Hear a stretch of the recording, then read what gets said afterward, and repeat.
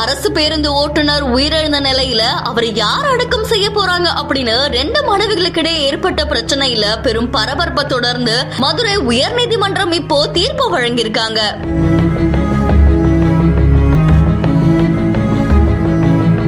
சிவகங்கை மாவட்டம் வள்ளுவர் நகரை சேர்ந்த பாலசுப்ரமணியன் அப்படின்ற அன்வர் ஹுசேனுக்கு 55 வயசாகுது. இவர் சாந்தி அப்படின்றவங்கள திருமணம் செஞ்ச நிலையில அவங்கள பிரிஞ்சதுக்கு அப்புறமா பாலசுப்ரமணியன் அன்வர் ஹுசேன் அப்படின்ற பெயர்ல 2வது திருமணம் செஞ்சுக்கிட்டாங்க.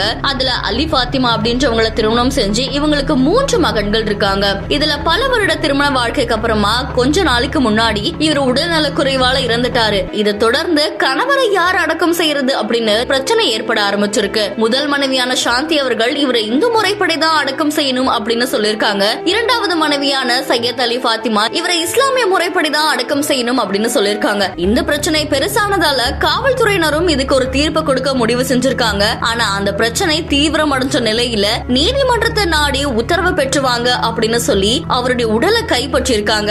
இதை தொடர்ந்து பாலசுப்ரமணியன் அப்படின்ற அன்வர் ஹுசைனுடைய முதல் மனைவியான சாந்தி மதுரை உயர் நீதிமன்றத்துல அவசர வழக்கு கொடுத்திருந்தாங்க. இதை விசாரிச்ச மதுரை உயர்நீதிமன்ற நீதிபதியான GR சுவாமிநாதன் நேத்து இதுக்கு தீர்ப்பு கொடுத்திருக்காங்க.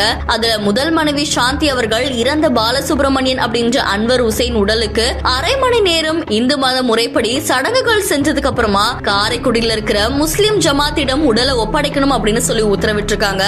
இதை தொடர்ந்து 2வது மனைவி இறுதி சடங்கு செஞ்சதுக்கு அப்புறமா இஸ்லாமிய முறைப்படி அடக்கம் செய்யலாம் அப்படின்னு சொல்லி உத்தரவிட்டிருக்காங்க. அரசு பேருந்து ஓட்டுநர் இறந்ததுக்கு அப்புறமா கூட அவர் அடக்கம் செய்யறதுக்கு 2 மனைவிகள் பிரச்சனை பண்ண நிலையில இது பரபரப்பை ஏற்படுத்தியிருக்கு.